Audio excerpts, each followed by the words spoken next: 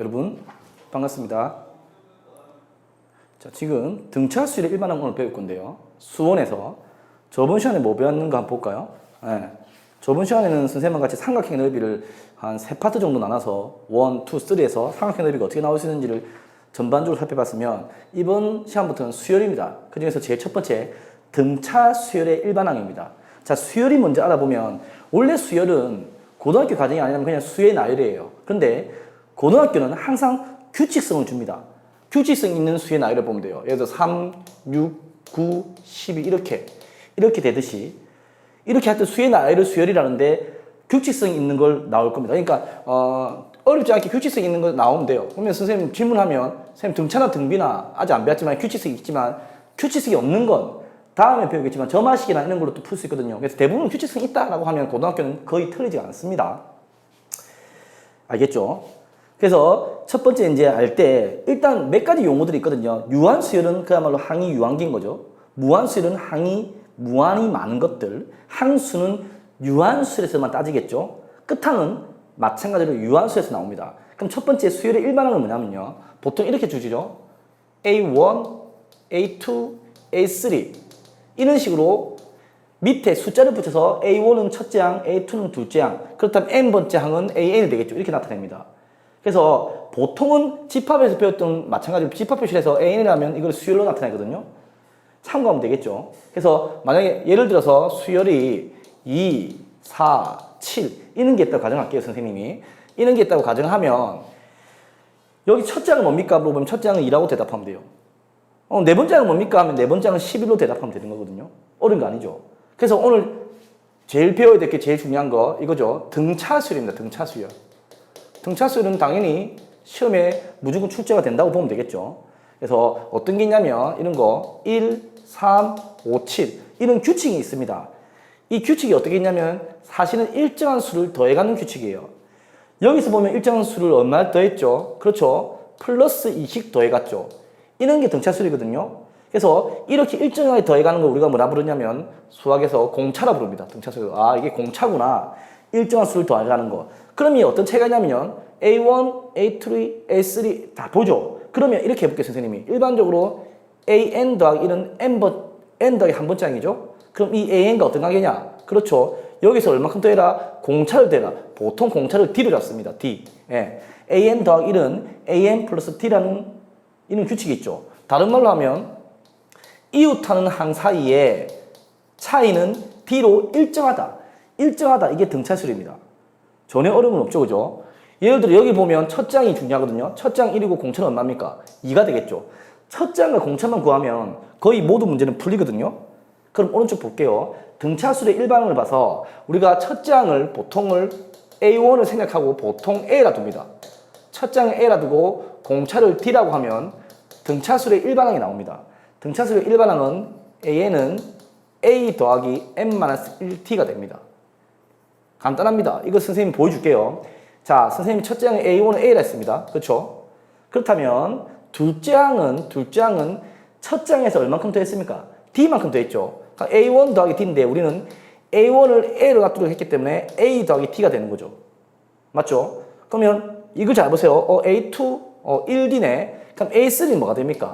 A3는 어렵지 않게. 그렇죠? A2에서 D를 더할 건데 A2는 A 더하기 D였죠? 그렇습니다. A 더하기 D에서 D를 한 개 더 더하니까 A 더하기 2D가 됩니다. 선생님이 빨갛게 표시해 볼게요. 3는 2D가 되구나.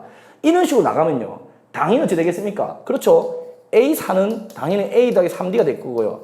그래서 쭉쭉쭉 간다면 마지막 AN은 A 더하기 N-1D가 되겠네 라는 걸 여러분들이 충분히 알 수 있는 거죠. 네, 이렇게 풀면 되는 문제들이 많거든요. 예를 들어 보겠습니다. 예를 들어 보면 만약에 첫 장을 1로 줬습니다. 첫 장 1. 공차를 2를 줬습니다. 첫 장을 A라 줬겠어요, 선생님이. 이랬을 때 일반항을 구하시오. 그럼 너무 쉽게 A는 1 더하기 N-1D로 풀면 되죠. 전개하면 2N-1 이게 등차수열의 일반항이 되겠습니다. 전혀 어렵지 않은 내용이죠. 그럼 잘 보면 등차수열의 일반항의 특징이 뭐냐면요. 이렇게 돼요. AN은 AN 더하기 B라는 이런 특징이 있습니다. 무슨 말이냐면 일단 N에 관한 1차식이 되고요. N에 관한 1차식이 여기도 보면 그쵸? n에 관한 1차식이고 첫 장이 뭐냐면 1 넣으면 a 더하기 b죠. 이게 첫 장입니다. 첫 장. 첫 장이 되고 공차는 여러분들이 어떻게 알기 쉽냐면 n 앞에 붙어있는 개수 a가 공차가 됩니다. 공차. 그러니까 이런 식으로 n에 관한 1차식이 나오면 아 등차수리겠구나 의심을 하면 됩니다. 전혀 어렵지 않은 거잖아요. 그래서 만약에 이런 문제가 나왔습니다. 예를 들어서 간단한데 여러분들이 이 이론을 모른다면 틀릴 수 있는 문제가 어떤 거냐면 일반항만 줬습니다. 이 등차수리 말을 안 줬거든요. 근데 일반항이 마이너스 5n 더하기 8이라 줬습니다. 그럼 눈치채야 됩니다. 첫 장은 뭡니까? 1로 봅니다. 마이너스 5 더하기 8이니까 첫 장이 3이네. 맞죠? 공차는 뭡니까? d는 마이너스 5입니다. 첫 장은 3이고 공차가 마이너스 5인 등차수라는 걸 알고 문제를 접근한다면 아주 쉽게 문제가 풀릴 수 있는 것들이 많거든요. 자, 그러면 등차 중항이 먼저 알아보겠습니다. 등차 중항. 등차 중앙으로 하는 학생들이 많은데 정확한 단어는 등차 중항입니다. 어떤 특징이냐면 A와 B와 C가 등차 수위를 가정하겠습니다. 그럼 이 B가 등차 중항, 가운데항이죠. 그런데 이렇게 생각해 보세요. 이거 차이랑 이거 차이는 항상 D로 일정하잖아요. 그러니까 B 빼기 A나 그렇죠. C 빼기 B나 항상 D로 일정한 거죠. 그럼 이 관계식을 맞춰본다면 B를 좌변 넘어볼까요? 2B는 A를 우변 넘기에 A에다가 C가 있죠. 그래서 따라서 어떤 관계가 있느냐? B는 2분의 A에다가 C, 즉 가운데 수는 양 끝을 더한 수를 더해서 2를 나누면 등차 중항이 됩니다. 자, 예를 들어 볼게요. 1, 3, 5. 공차가 2죠? 볼게요. 3은 1 더하기 5를 더한 거 2를 나누면 되겠죠. 다른 말로 2, 3, 6. 1 더하기 5는 6. 또 다른 거 해볼까요? 음수를 가져볼게요. 음수도 똑같아요. 공차 1을 적어줘 쌤이 문제를 만들어 볼게요. 그럼 이거 두 배는 그렇죠. 이거 두 개 더한 것 같다. 다른 말로 이거는 이거 두 개 더한 걸 1을 나눈 게 같다. 이런 식으로 풀면 문제는 다 풀립니다. 자, 그래서 문제를 숫자를 안 주고 x에 관한 미지수를 준다 하더라도 당황할 필요는 없습니다. 한번 보겠습니다. 밑에 예를 들어볼게요. 세 가지 수가 나와 있잖아요. x, 2x 더하기 3, 그 다음에 6x. 이 순서대로 등차를 이룬답니다.